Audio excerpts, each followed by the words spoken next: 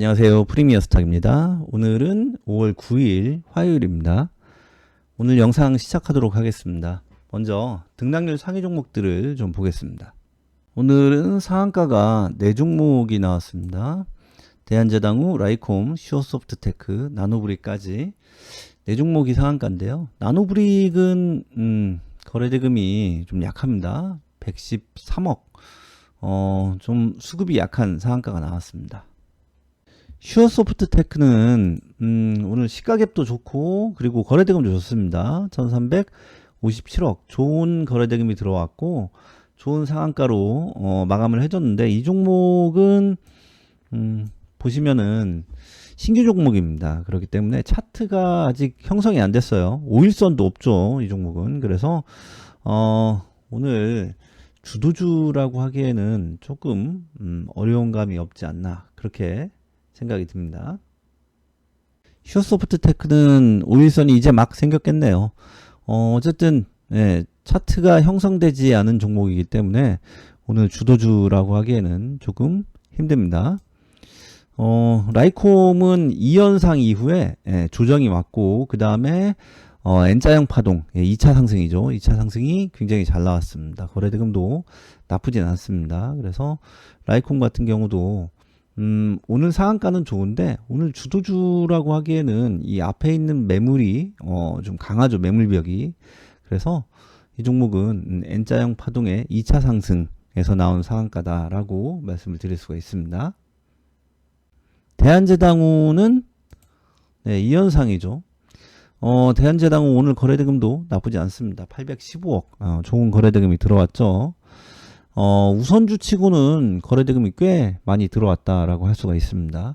개인적으로는 우선주를 그다지 좋아하진 않습니다. 이 우선주는 롤링이 심해요. 주가를 좀 많이 흔듭니다. 그래서 우리가 매매를 하게 되면 좀 스트레스를 받게 되는 경우가 많습니다. 그리고 지지선이 있지만 그 지지선 매수 구간이죠.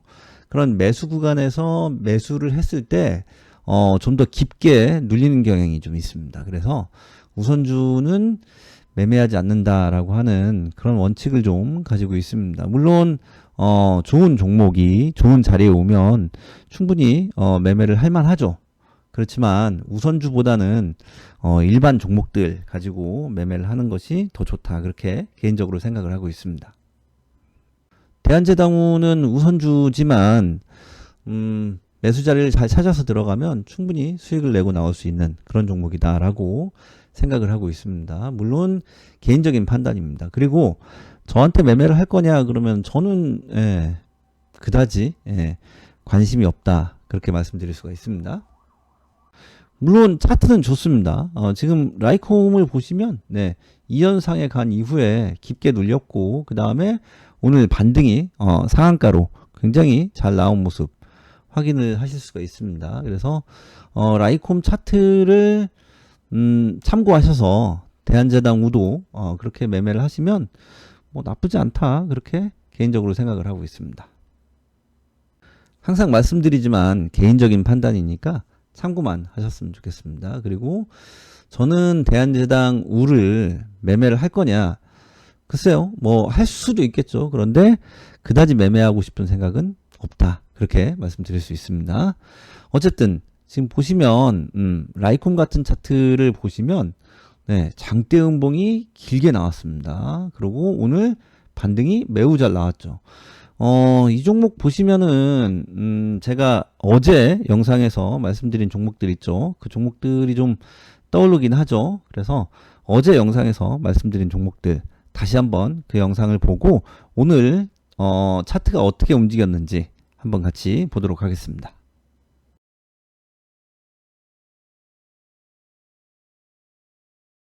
먼저 제가 지난주에 좀 좋다라고 하는 종목들이 있었습니다.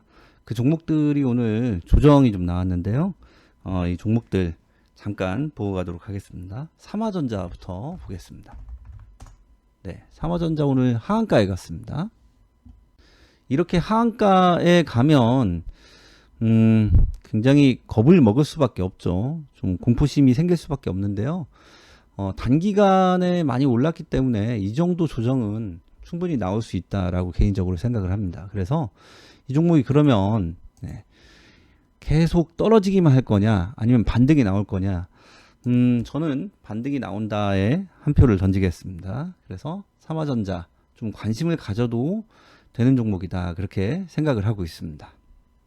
그리고 삼화전기도 오늘 하한가까지는 아닌데 큰 폭으로 하락이 나왔습니다. 이 종목도 그냥 죽지는 않을 거다라고 개인적으로 생각을 하고 있습니다. 그래서 관심을 한번 가져보는 것도 괜찮지 않을까, 그렇게 생각을 하고 있습니다. 또 제가 좋다라고 하는 종목이 있었죠. 네, 성문전자입니다. 네, 성문전자도 오늘 큰 폭으로 조정이 나왔습니다. 이 종목도 그냥 죽지는 않을 것이다, 반등이 한 번은 나올 것이다 라고 생각을 하고 있습니다. 그래서 지금 세 종목이죠. 성문전자, 그리고 삼화전기, 네, 또 삼화전자. 네, 이 종목들은 우리가 충분히 관심을 가져볼 만한 그런 종목이 아닌가, 그렇게 개인적으로 생각을 하고 있습니다.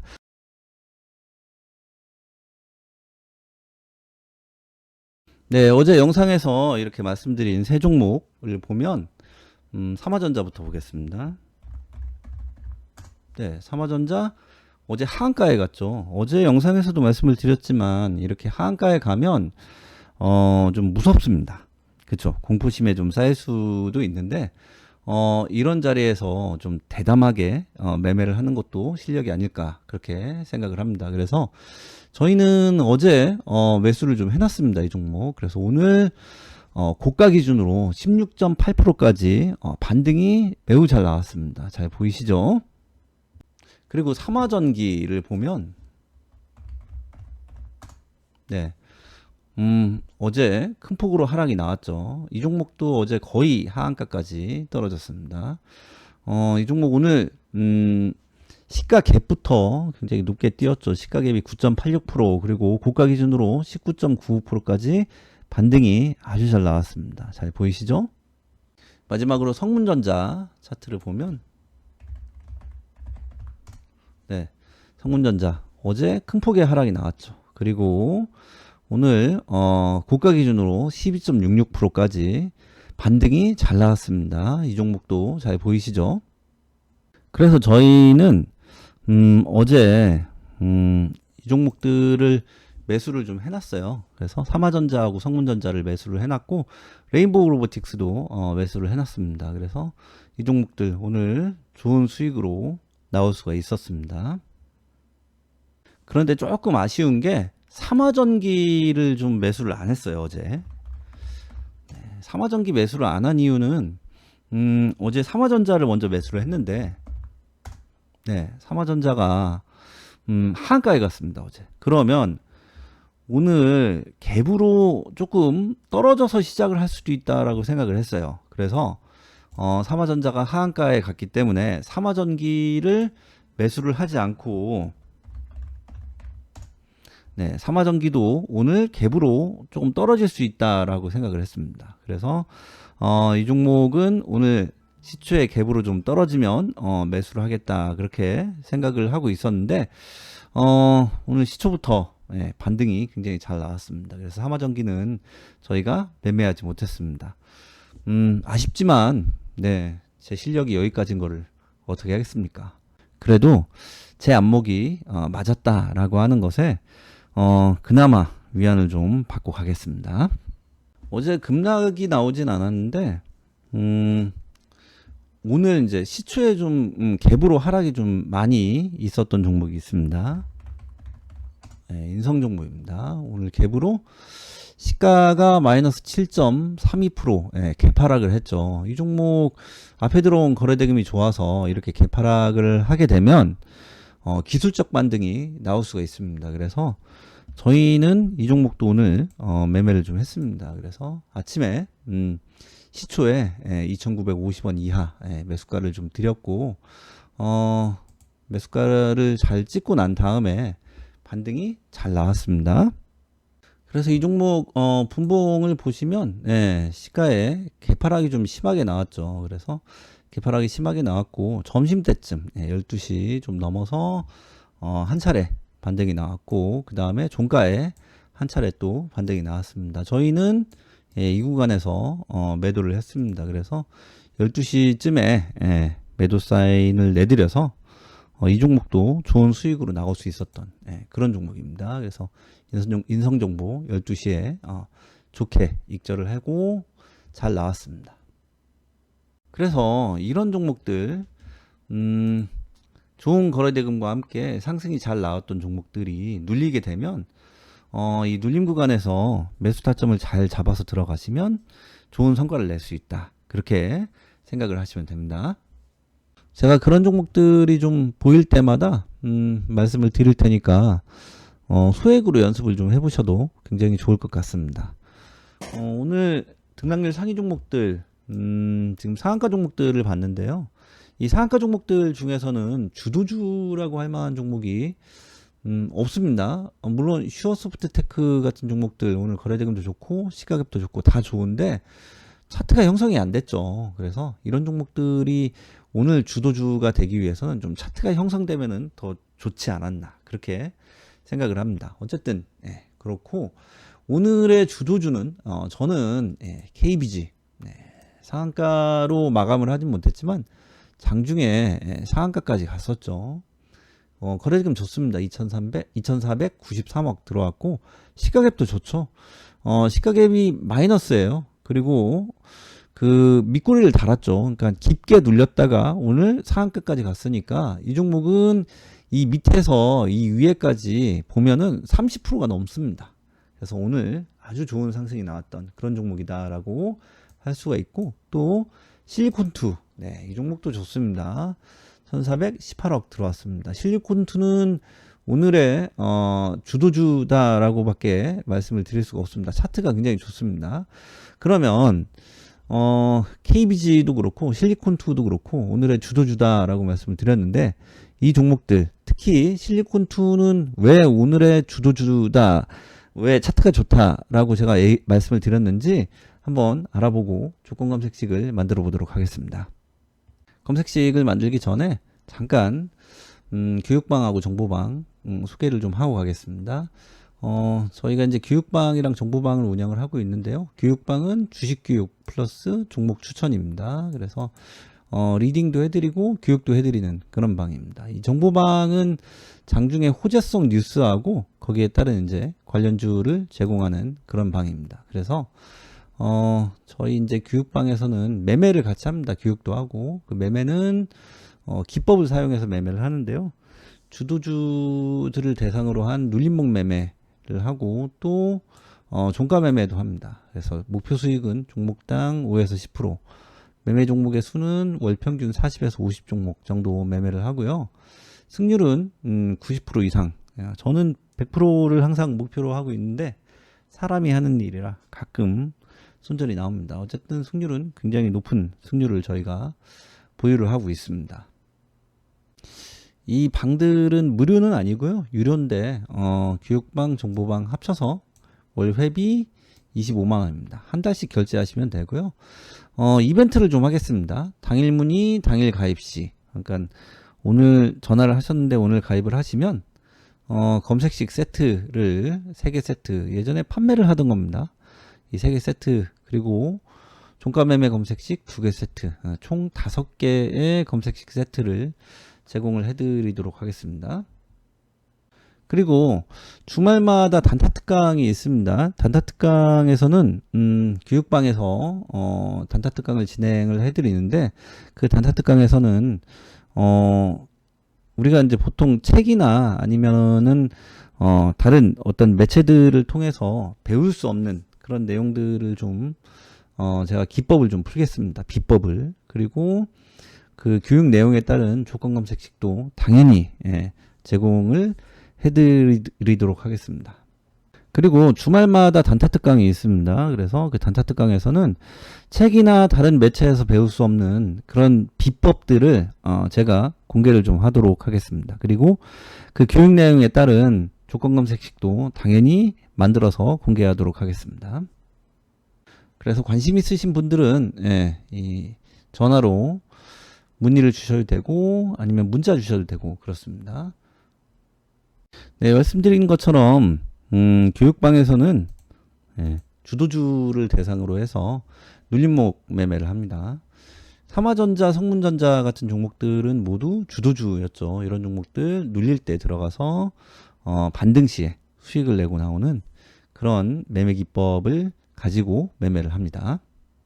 그리고 정보방에서는 장중에 호재성 뉴스와 관련주를 제공을 해드립니다. 그리고 시초에도 시초가 종목들을 좀 드립니다. 오늘 같은 경우는 GSE, 대성에너지 이 두 종목을 드렸어요. 그래서 GSE 보면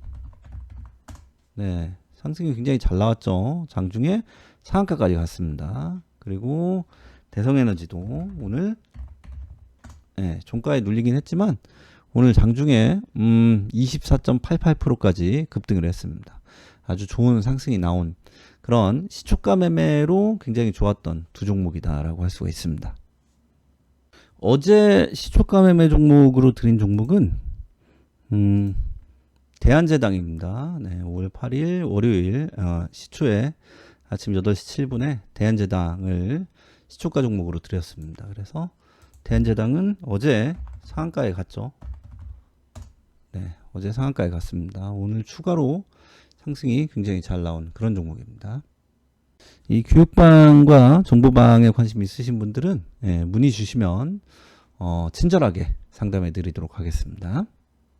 조건 검색식을 만들어 보도록 하겠습니다. 먼저 설명을 좀 하고 가겠습니다. 제가 어제 영상에서도 그렇고 지난 영상에서 계속 이동평균선에 대해서 말씀을 좀 드리고 있는데요.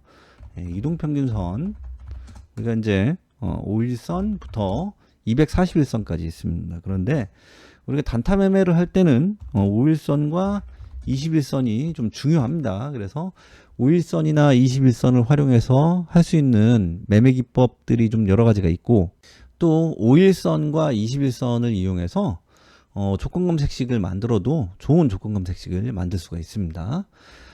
이 5일선과 21선을 활용하는 방법은 여러 가지가 있지만 그 중에서 가장 대표적인 게 뭐예요?